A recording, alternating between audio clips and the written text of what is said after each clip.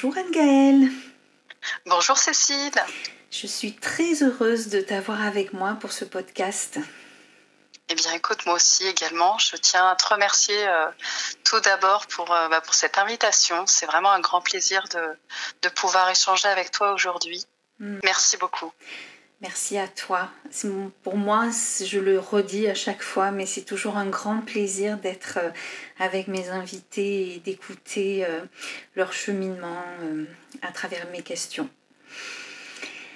Et je vais commencer à te poser la première. Les personnes maintenant qui m'écoutent ont l'habitude.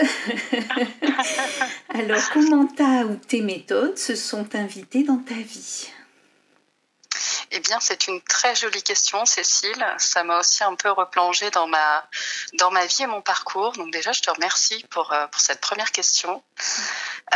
Pour remettre un petit peu de contexte, parce que je pense qu'il va en falloir un petit peu, il y a eu une grande étape en fait de ma vie qui m'a amenée à être qui je suis aujourd'hui. On sait que c'est un parcours, mais en tout cas à pratiquer déjà la kinésiologie, puis on parlera plus tard des massages également. Et en fait, cette grande étape dans ma vie est arrivée à un moment où je travaillais en fait dans le milieu de la recherche clinique. Alors pour mettre un peu de contexte, j'étais chef de projet dans tous les aspects réglementaires en fait pour les futurs médicaments, en cancérologie, en maladies chroniques comme les maladies auto-immunes, l'endométriose. Donc voilà, ma vie était très rythmée par cette cadence de travail. Parce qu'il ne faut pas se cacher qu'il faut aller le plus vite possible pour sortir ces futurs médicaments. Et voilà, des journées à rallonge, un stress au quotidien en fait qui prenait de plus en plus sa place. Et c'est vrai que j'y prêtais pas trop attention. Alors j'ai travaillé 15 ans dans ce milieu, donc j'ai absorbé ce stress sans trop me rendre compte de l'impact. Sauf qu'un jour en fait, en plus, on va dire, c'est un petit peu toujours ça, c'est qu'on vient rajouter quelque chose, un élément. En plus de ce quotidien, j'ai eu on va dire, un choc émotionnel vraiment important, personnel, qui là m'a vraiment, on va dire, mise à l'arrêt, en tout cas à l'écoute de mon corps, puisque j'ai développé quelques mois après, en fait, des douleurs, mais vraiment extrêmement fortes. Alors ça se passait toujours la nuit, toujours à partir de 3 heures du matin. Des douleurs vraiment fortes au niveau du bassin, de la colonne vertébrale, des côtes. Et puis, ça ne faisait que s'amplifier. En fait, ça oscillait. Voilà, c'était des périodes d'oscillation, on va dire sur 20 jours. Hop, c'était parti et la douleur ne faisait qu'augmenter jusqu'à se recalmer. J'avais un petit temps de pause et c'était reparti. Donc là, je me suis dit, je peux pas vivre avec, parce que clairement, je dormais très peu. Je vivais avec beaucoup de douleur. Et puis, c'était on va dire, des maux qui étaient difficilement explicables puisque la journée, le corps était chaud et j'arrivais à repartir sans trop sentir la douleur. Donc, tu travaillais à ce moment-là ? Ouais, donc je continuais à travailler, mais voilà, tout d'un coup, le déséquilibre était tel que il fallait vraiment que je me pose pour comprendre ce qui se passait. Alors au début, en plus moi, voilà, je suis une biologiste, très cartésienne. Enfin, disons que je partais vraiment du prisme, bien sûr, médical. Donc je vais à la recherche, rencontrer des médecins, des rhumatologues, pour expliquer. Et puis là, je me retrouve face à une errance pour moi médicale et de réponse, où on me répondait, alors soit c'est le stress, j'ai eu énormément cette réponse. Une autre, et puis surtout juste des antidouleurs, mais je me disais c'est quand même pas la solution parce que je vais pas vivre avec ça. J'avais aussi des réponses assez incroyables, mais je l'ai entendu autour de moi, changez votre matelas. Voilà, donc là c'était donc là je me suis dit bon, clairement on va pas s'arrêter là, je ne vais pas changer mon matelas. Il était très bien.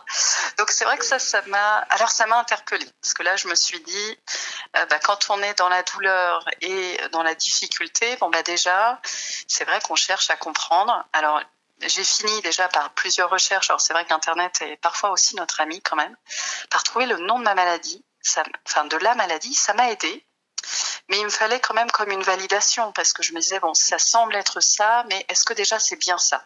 Pour comprendre déjà d'où on part, sur un nom, parce que c'est vrai qu'avoir un nom, ça aide. Et puis j'ai été dans un hôpital, il y a comme des, on va dire, Dr House, hein, pour ceux qui connaissent un peu ça, enfin des enquêteurs, et c'est là où c'est intéressant, qui enquêtent vraiment sur, en effet, mais qu'est-ce qui se passe? Et en effet, après des IRM, des recherches génétiques, ils ont en effet validé et donné le nom de la maladie, donc qui s'appelle la spondylarthrite ankylosante, hein, qui est une maladie auto-immune. Voilà. Donc bien sûr, il y a un facteur génétique, mais il y a un environnement qui fait qu'à un moment donné, on va faire réveiller en fait cette faiblesse génétique et là, du coup, cette maladie. Donc, ça m'a apporté une réponse, déjà le nom. Mais ensuite, pour moi, c'était pas suffisant parce qu'en fait, cette maladie, médicalement, on vit avec, il n'y a pas vraiment de solution. On atténue en fait les symptômes. Et c'est vrai que travaillant dans la recherche clinique, je me suis dit, oh non, je vais pas vivre toute ma vie à m'injecter des médicaments. Ça me paraissait quand même pas évident. Je me suis dit, c'est vrai que c'est là où je me suis questionnée. Je me suis dit, si le corps, en effet, est capable de transformer dans un sens suite à un stress, parce que clairement c'était identifié, hein, je l'avais vraiment mis en relation en tout cas avec mon état de stress que j'avais vécu. Je me suis dit, on est quand même, le corps est quand même bien fait et il a dans une certaine mesure certainement la capacité de travailler dans l'autre sens, parce que le corps recherche toujours cet équilibre. Donc je me suis dit, il faut travailler sur soi déjà et aller chercher des solutions. Alors j'ai rencontré de nombreux thérapeutes, mais aussi des personnes qui ont eu cette maladie et qui cherchaient aussi des solutions. Donc j'ai commencé par l'acupuncture qui m'a beaucoup aidée dans un premier temps à atténuer les douleurs. C'était un peu pour moi éviter justement tous ces anti-inflammatoires et ça me permettait de tenir, on va dire, 10 jours sans grosse douleur. Voilà, j'avais toujours un fond de douleur, mais je tenais quand même. Mais c'était pas la solution qui allait travailler dans la racine, en tout cas pour ma part. Donc ça a été la première étape. Ensuite, je me suis dit, il y a d'autres choses à faire. Et c'est vrai qu'on sait que l'alimentation est un des facteurs qui favorise l'inflammation dans le corps. Donc là, j'ai rencontré une très, très belle personne qui est nutritionniste et spécialisée dans l'inflammation. Et elle m'a un petit peu questionné d'abord sur mon alimentation et fait reprendre conscience à quel point manger sainement, vivant, des aliments bio, locaux, voilà, tout ça, des végétaux qui viennent en fait atténuer l'inflammation. Alors l'inflammation, parce que du coup, comme je connais pas la spondylarthrite ankylosante, c'est une maladie qui agit sur les nerfs. Elle va toucher quoi en fait? Oui, alors tout à fait. Donc c'est une maladie inflammatoire, auto-immune. Alors toutes les maladies déjà dites auto-immunes, c'est-à-dire que le système immunitaire de la personne vient s'attaquer contre quelque chose de son organisme. D'accord. Et pour la spondylarthrite, elle vient s'attaquer contre le cartilage. Donc vraiment c'est tout ce qui est osseux et ça finit par en fait donc ça vient augmenter le taux inflammatoire. On a un taux inflammatoire qu'on voit dans le sang qui est très élevé et à force, si vraiment on laisse cette inflammation s'installer pendant des années, on a donc ankylosantes parce que en fait les os, les cartilages viennent s'ankyloser. D'accord. Voilà. Et on peut voir des personnes âgées, par exemple, si tu as déjà vu, avec le dos vraiment courbé et voûté, et parfois la nuque qui ne peut plus bouger. Ça, c'est notamment le signe de la spondylarthrite ankylosante. D'accord. Excuse-moi, comme je connais pas. Ah non, mais tu as raison, parce que voilà. Voilà, c'est ça, c'est qu'on devient un peu, un peu surspécialisé dans cette recherche. Donc... Mais tu as raison de remettre. Donc l'inflammation, c'est vrai pour les maladies auto-immunes, elle est assez clé et importante. Et on sait que l'alimentation vient favoriser, puisque en fait, si on a une alimentation trop inflammatoire. Si par exemple on mange trop de viande rouge, on mange des produits trop transformés, en fait l'inflammation est augmentée alors qu'il faut venir un maximum l'abaisser pour déjà venir atténuer en fait le taux inflammatoire du corps. Donc c'est vrai que l'alimentation pour moi a été déjà une grande base et un grand soulagement puisque très rapidement, au bout de quelques mois, j'ai vu déjà de beaux progrès. Et puis, je me suis rendu compte que c'était toujours pas suffisant, parce que moi, l'idée, c'était quand même de redormir, hein, de plus subir ces douleurs la nuit. Et c'est là où j'ai travaillé sur finalement quelle est la racine, qu'est-ce qui m'a finalement fait réveiller ces douleurs inflammatoires. Donc c'est le stress. Et c'est là où j'ai travaillé en fait sur l'origine du stress. Pourquoi j'ai finalement accepté, je suis arrivée en fait à avoir ce stress et ce choc émotionnel. Et là j'ai rencontré plusieurs d'ailleurs, hein, même des éthiopathes médecins à la base qui pratiquent l'éthiopathie. Donc c'est venir en fait travailler avec le pou chinois. Alors je sais pas si tu connais un petit peu. Un petit peu. Un petit peu, voilà, on vient questionner l'inconscient. Hein, on vient travailler plutôt avec l'inconscient pour comprendre les schémas de stress qu'on a engrammés dans le corps. C'est un petit peu une technique un peu parallèle de la kinésiologie, on pourra en revenir un petit peu plus tard. Mais l'idée, c'est de venir comprendre comment le corps en est venu en fait à somatiser ou à développer finalement ces douleurs à travers l'élément déclencheur du stress. D'accord. Et ça avec les poux, en prenant les poux. Voilà. C'est ça. D'accord. Les poux chinois, c'est ça. Les poux chinois. Ok. Merci. Et pour moi, c'est vrai que l'éthiopathie a été vraiment une thérapie, enfin une technique qui m'a permis de mettre cette maladie en silence. Je sais que ça peut paraître parfois assez étonnant. Ça a pris du temps. Je pense que j'ai eu une année vraiment de travail assez important par rapport à ces stress en fait que j'avais eu. Et depuis, j'ai plus du tout je suis vraiment, on va dire en rémission, en tout cas une maladie qui est en sommeil, avec de toutes petites douleurs inflammatoires, mais qui restent minimes vraiment, et je dors très bien à présent. Donc ça a été cette grande, finalement, ce grand moment de vie qui a été une première étape, parce qu'après forcément on en a d'autres, mais en tout cas ça a été cette première étape qui m'a permis de réfléchir en fait plus largement, parce que quand je suis sortie de tout ça, je me suis dit mais finalement qu'est-ce qu'on souhaite vivre en fait dans sa vie, parce que plus largement ça m'a questionnée sur comment on souhaite vivre notre vie, entouré de qui, dans quelles conditions. Parce que c'est finalement, je me rends compte aussi en cabinet, que notre environnement nous malmène beaucoup. Et le corps absorbe énormément. Il est magnifique. Mais c'est vrai que dès qu'on est petit, on dit à l'enfant en général, ne fais pas trop de bruit, non, tu n'as pas mal, ne t'inquiète pas, ne pleure pas. Et on a tendance à atténuer, parce que oui, il faut quelque part bien se tenir, voilà, il y a une bienséance, voilà. Mais c'est vrai que finalement, quand on commence déjà tout petit à ne pas prendre conscience de son corps, de tous les petits signaux qui nous sont envoyés, ce cœur qui palpite quand on a un stress, la gorge qui se noue quand on est angoissé, ou par exemple des tremblements au niveau des jambes, parce que voilà, on a des fortes tensions, des tensions assez importantes, des douleurs à l'épaule. Ça m'a beaucoup éveillée finalement sur ce corps qui est magnifique, qui nous apporte énormément d'informations. Et donc ça m'a beaucoup éveillée. Et c'est vrai que suite à ça, je me suis dit la vie est trop belle. Enfin, il faut la vivre en vibrant. Ça va être un petit peu ça un petit peu le contexte et puis la finalité par rapport à cette première étape. Et je me suis dit il faut vivre heureux avec de la légèreté. Et donc la deuxième étape de ça a été pour moi d'écrire. Alors j'ai aimé, c'est vrai que ça a commencé il y a 10 ans.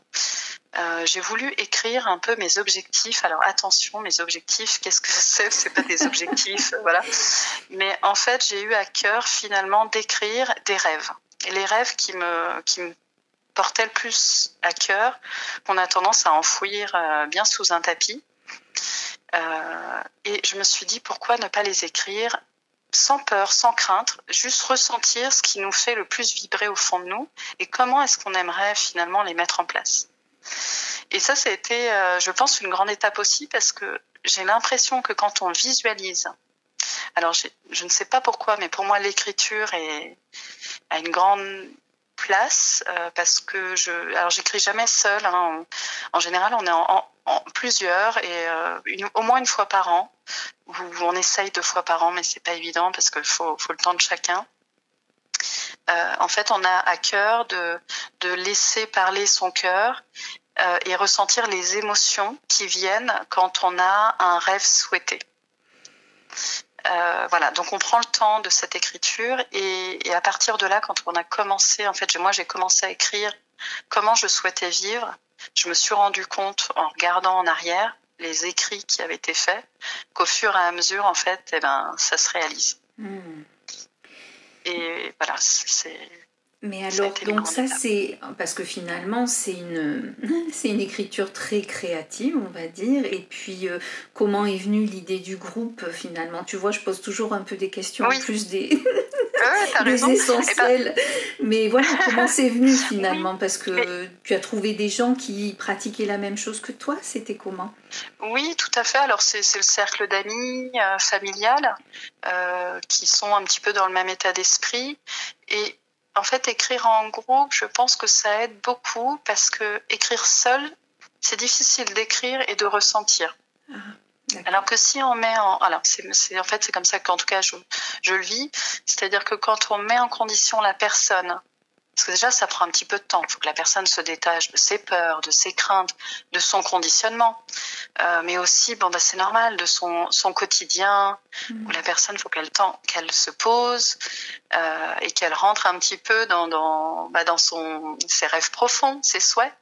Donc être déjà au moins à 2, ça permet que l'un questionne et laisse parler la personne en l'aiguillant avec ses ressentis. Donc vraiment essayer que la personne ressente jusque l'odeur, d'où elle pourrait se trouver, comment elle se réveille le matin, dans quel cadre, comment elle souhaite vivre sa journée. Donc déjà vraiment essayer de visualiser et ressentir un quotidien de façon très précise avec tous ses sens et y ajouter en fait toute la dimension également travail, parce qu'en fait c'était un petit peu ça l'idée, c'est de venir aller dans un cadre de vie, un cadre de travail, en tout cas gagner sa vie, si je peux dire, tout en étant en vibrant en fait, en ayant le cœur chaud, si je peux dire. Donc c'est un petit peu ça. Et pour ça, c'est vrai que être en groupe, ça permet à ce que celui qui écoute, il écrit. Et celui qui parle, il est vraiment dans tous ses sens. D'accord. Donc c'est l'autre personne qui écrit ce que la personne visualise et ressent et se projette. Voilà, c'est ça. D'accord. Donc ça voilà. Très intéressant. En tout cas, maintenant c'est vrai que je l'ajoute d'ailleurs, souvent. En tout cas, quand je le ressens pour les personnes en cabinet, c'est souvent quelque chose que je propose, ou en tout cas on travaille un petit peu dessus, parce que je remarque cette force de la visualisation et aussi du travail de groupe ou à 2. Oui, et qui est renforcée par l'écriture. Tout à fait. Parce que souvent, on peut faire un travail de visualisation, mais c'est rare qu'on le manifeste justement aussi dans l'écriture, puisque comme tu dis, si on est envahi par notre vision, s'il faut en plus l'écrire, c'est un peu compliqué. Mais voilà, oui, et c'est vrai que tu as raison, c'est que souvent on s'arrête à la visualisation. Alors on dit qu'en effet le cerveau ne fait pas la distinction entre le réel et le projet. Néanmoins, c'est vrai que je pense que l'écriture, le fait de relire, même si c'est pas nous-mêmes qui l'avons écrit, c'est la personne qui a écouté, avoir conscience qu'il y a eu un écrit, relire cette écriture. Alors moi souvent sur les projets importants, les choses qui m'animent vraiment, je mets une date parce que cette date, elle me fixe dans le temps. Elle ne me fait pas perdre en fait le fil de ce temps, cette vie qui passe. C'est pas pour me mettre un stress et au-delà, bien sûr, il n'y a pas de problème si la date est passée, mais ça permet de figer quand même ce projet autour d'un temps donné. D'accord, donc tu mets une date d'arrivée du voyage. Voilà, c'est ça. C'est ça.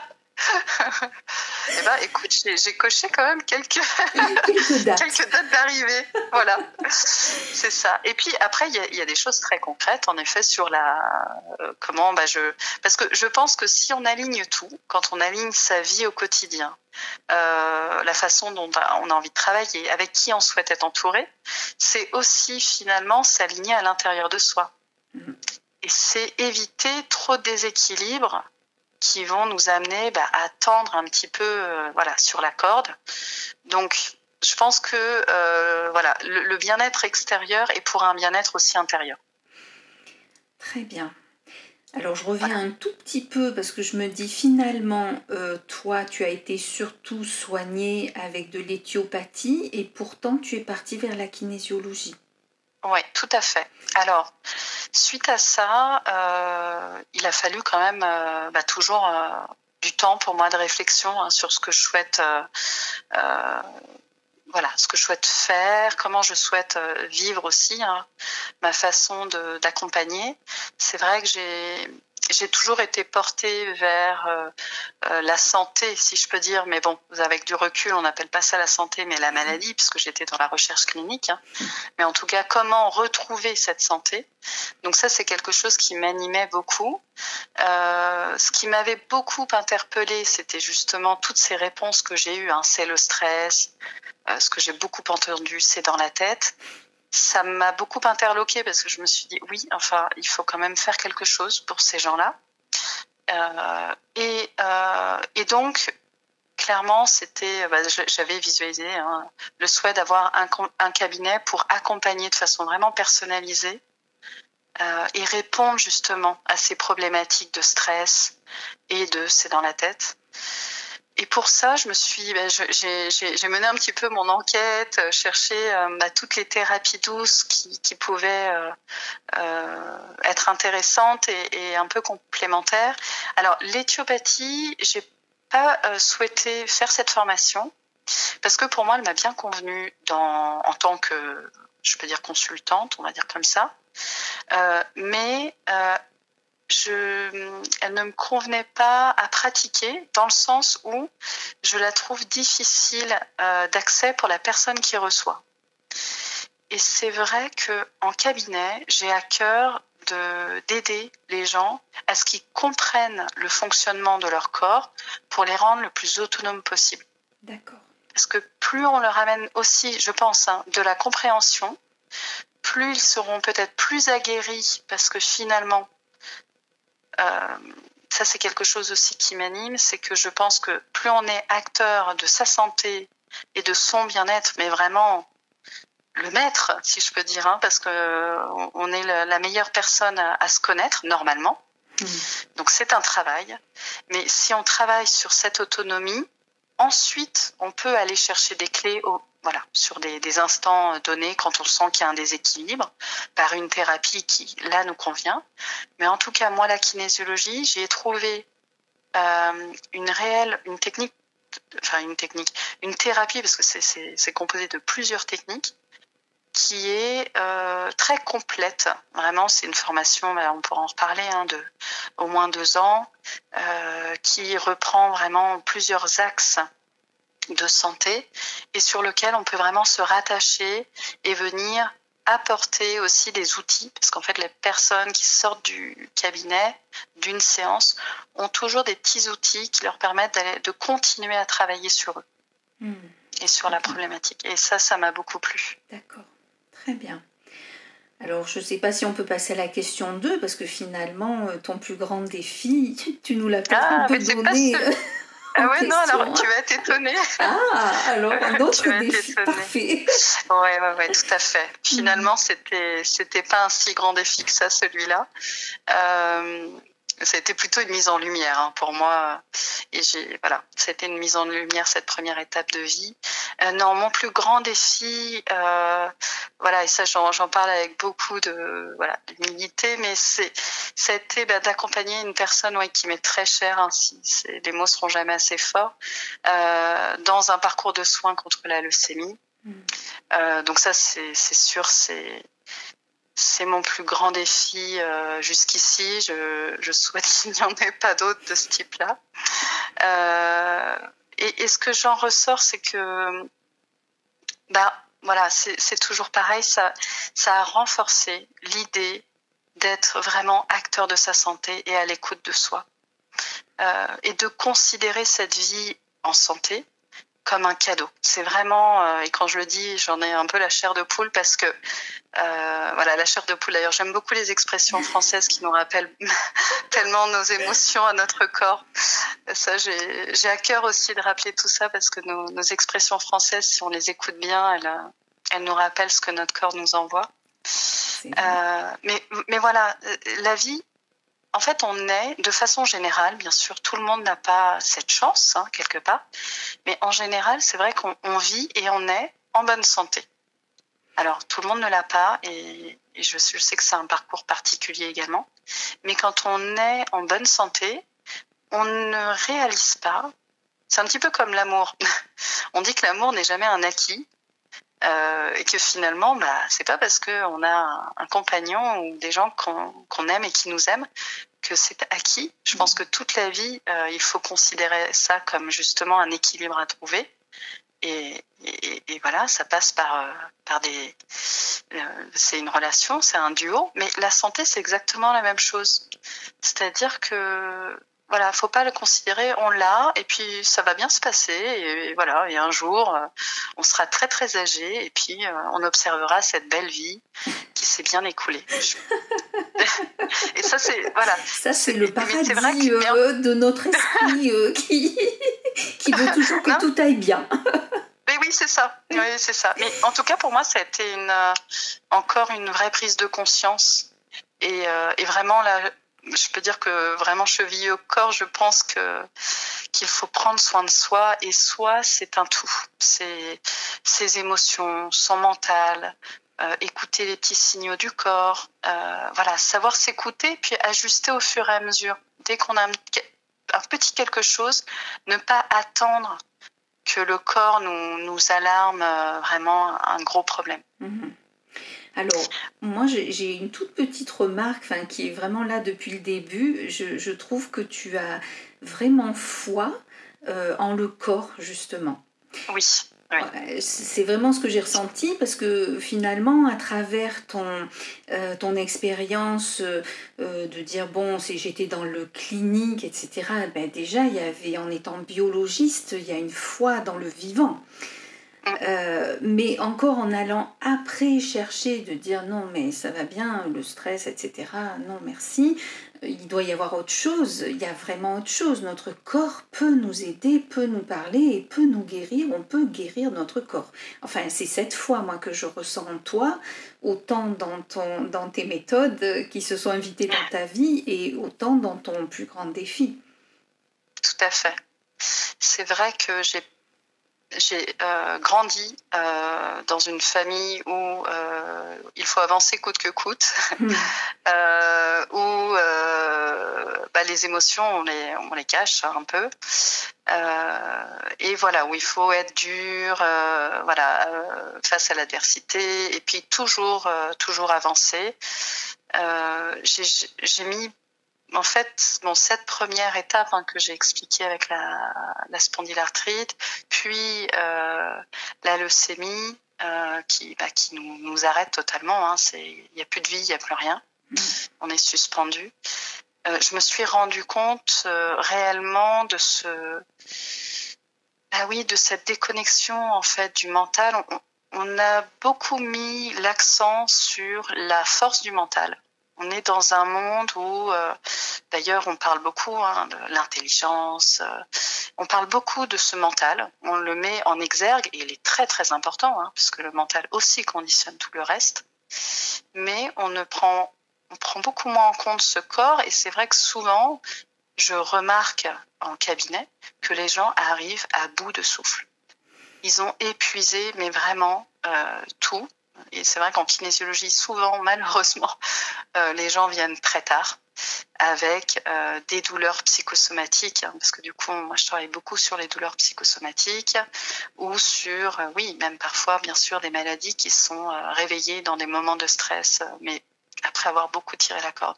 Donc c'est vrai que oui, j'ai foi en ce corps, et c'est pour ça que je suis repartie, je pense, du corps, et la kinésiologie interroge le corps. Oui. Repartie d'une technique qui vient se sert justement du passer corps, par le corps. Oui, c'est qui ça. vise le corps. Qui vise le corps. Qui vise le corps. Et en fait, qu'est-ce que le corps? C'est notre inconscient. Tout simplement. Il est le réceptacle de notre inconscient. Parce que si on gardait tout consciemment, eh bien, on n'y arriverait pas. Donc, en fait, on emmagasine nos valises. Moi, je vois ça comme des bouées, c'est-à-dire que je nous vois un peu tous, et c'est un petit peu ce que j'explique en cabinet, c'est qu'on est là, la tête sortie de l'eau, et puis on avance, mais en fait, au fur et à mesure de notre vie, on absorbe des difficultés de vie, des défis, comme on a dit, des traumatismes, des stress. Alors, c'est déjà ça depuis tout petit, puis il faut comprendre que nos parents ont aussi eu des stress et des défis. Donc, on n'est pas tout léger. Donc, il faut imaginer qu'en fait, en dessous de l'eau, en dessous de notre tête, on a plein de bouées qui finalement, nous pénalisent ou nous ralentissent dans notre équilibre de santé et de vie, finalement. Parce qu'au bout du compte, quel est le but? C'est d'expériencer, si je peux dire, cette jolie vie autant que possible, qu'elle nous fasse vibrer et puis nous rendre heureux, quoi. Merci Anne-Gaëlle, c'est parfait. Alors, je passe à ma troisième question. Quelles sont les personnes qui t'inspirent ou t'ont inspiré, et pourquoi? Alors ça a été la question, je crois, la plus difficile pour moi. Parce que je sais que souvent, on a tendance, en tout cas, j'espérais peut-être trouver une personne connue ou un écrivain pour donner un petit peu de référence. Mais ça n'aurait pas été forcément très honnête de ma part. Et du coup, je me suis dit, je vais répondre comme le cœur m'en dit. C'est vrai que les personnes qui m'ont inspirée tout au long de ma vie, de ces parcours, de ces défis, sont vraiment des gens. Et je crois que toutes ces personnes qui m'ont inspirée, elles m'ont inspirée parce qu'elles ont eu beaucoup de résilience et de force. Ça a été sur des parcours différents, mais par exemple, le défi contre la leucémie, j'ai appris énormément sur les encadrants hospitaliers, toutes les personnes qui travaillent dans des services quand même extrêmement difficiles, et il faut imaginer qu'elles vivent en continu dans une ambiance et une lourdeur psychologique quand même très difficile. Et en ça, vraiment, ça m'a ouvert les yeux, parce que je me suis dit, au-delà de faire un métier pour gagner sa vie, et c'est pas pour ce qu'elles gagnent souvent, mais même les médecins sont impressionnants, c'est qu'ils ont une force et une résilience. Et souvent, quand on questionnait ces personnes-là, on se rendait compte qu'elles avaient elles-mêmes, alors c'était souvent des femmes, c'est vrai, elles-mêmes eu un parcours difficile, petit ou petite. Donc elles avaient tiré en fait de leurs expériences difficiles une force intérieure qu'elles transmettaient à travers leur travail. Donc ça a été pour moi une grande inspiration, parce que quand on vit aussi des parcours compliqués, on s'inspire, on est inspiré aussi de ce qui nous entoure. J'ai aussi découvert le monde des associations, qui est juste extraordinaire. Les maisons familiales qui ont été créées par la maison McDonald's. Alors moi qui n'allais jamais chez McDonald's, j'ai réalisé qu'il y avait des associations juste extraordinaires. Ça a été vraiment une inspiration par les parcours de vie. Oui, et par les gens que tu as rencontrés et qui avaient vraiment une force intérieure et qui te l'ont transmise, et à travers leur exemple.